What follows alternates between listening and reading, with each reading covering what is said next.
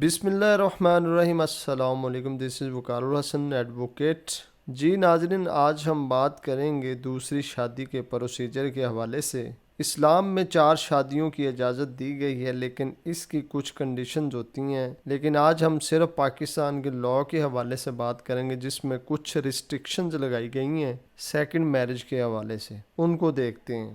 پچھلے چند مہینے پہلے آپ نے سنا ہوگا کہ پاکستان میں دوسری شادی کرنے کے لیے پہلی بیوی سے اجازت نامہ لینا ضروری ہوتا ہے۔ اگر آپ اپنی پہلی بیوی سے اجازت نامہ نہیں لیں گے تو آپ کو اجازت نہ لینے کی سزا دی جائے گی۔ ناظرین، یہاں پر ایک پوائنٹ بہت سارے لوگوں کو کنفیوزڈ کرتا ہے، اور بہت سے لوگوں نے ہم سے پوچھا بھی ہے کہ دوسری شادی کرنا جرم ہے۔ تو یہاں پر میں آپ کو کلیئر کر دیتا ہوں کہ اسلام میں 4 شادیوں کی اجازت دی گئی ہے کہ آپ اگر اپنی بیوی کے حقوق پورے کر سکتے ہیں تو آپ فردر شادی کر سکتے ہیں، اور پھر دونوں بیویوں کے حقوق ایکول پورے کرنے ہوں گے وغیرہ وغیرہ۔ پاکستان میں ایک پریسیڈنٹ کے طور پر ایک قانون پاس ہوا جس میں واضح طور پر یہ لکھا گیا ہے کہ اگر کوئی بھی شخص دوسری شادی کرتا ہے تو اسے اپنی پہلی بیوی سے اجازت نامہ لینا ہوگا۔ اگر وہ اجازت نامہ کے بغیر شادی کرے گا تو اسے سزا دی جائے گی۔ تو یہاں پر کلیئرلی بتا دیا گیا ہے کہ آپ دوسری شادی کر سکتے ہیں، کیونکہ وہ اسلام ہی آپ کو اجازت دیتا ہے۔ اگر آپ تمام فارمیلٹیز کو پورا کر سکیں گے جو اسلامک لاء کے اکارڈنگ ہے تو دوسری شادی کرنا منع یا کوئی جرم نہیں ہے، لیکن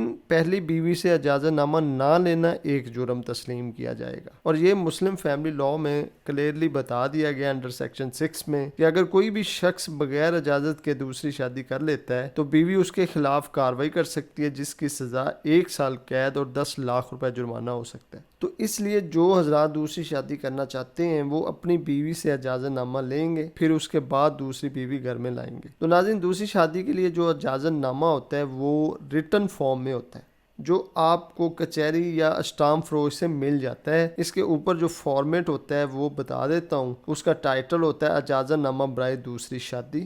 ٹائٹل کے بعد اس کا جو فارمیٹ ہوتا ہے وہ یہ ہوتا ہے کہ میں مسمات سمینہ بی بی چونکہ اپنے شوہر کے ازدواجی حقوق اس کی مرضی کے مطابق ادا کرنے سے قاصر ہوں، لہٰذا میں بخوشی اور تہ دل سے اپنے شوہر محمد اسلم کو دوسری شادی کرنے کی قانونی اجازت دیتی ہوں، اور اپنی طرف سے کسی بھی قسم کی چارہ جوئی نہ کرنے کی یقین دہانی کرواتی ہوں، اور میں گھریلو کام کاج ہمیشہ کی طرح سر انجام دیتی رہوں گی، اور یہ کہ میری طرف سے میرے خاوند کو کسی بھی قسم کی شکایت نہ ہوگی، اور یہ کہ میں بخوشی اپنے خاوند کو اپنا حق مہر بھی معاف کرتی ہوں۔ اس کے بعد نیچے بیگم صاحبہ کے دستخط کروائے جائیں گے، اور ساتھ 3 گواہان کے دستخط بھی کروائے جائیں گے۔ تو ناظرین، یہ ہوتا ہے سیکنڈ میرج کے اجازت نامہ کا فارمیٹ۔ اب میں آپ کو بتاؤں گا کہ دوسری شادی کے لیے کون سے جو ڈاکومنٹس کی ضرورت ہوتی ہے وہ کیا ہوتی ہے۔ تو سب سے پہلے تو پہلی بیوی سے اجازت نامہ جو ہم نے پہلے ڈسکس کیا ہے۔ دوسرے نمبر پہ ہے ثالثی کونسل سے بھی آپ کو اجازت نامہ لینا ہوتا ہے، تو اپنی یونین کونسل سے بھی آپ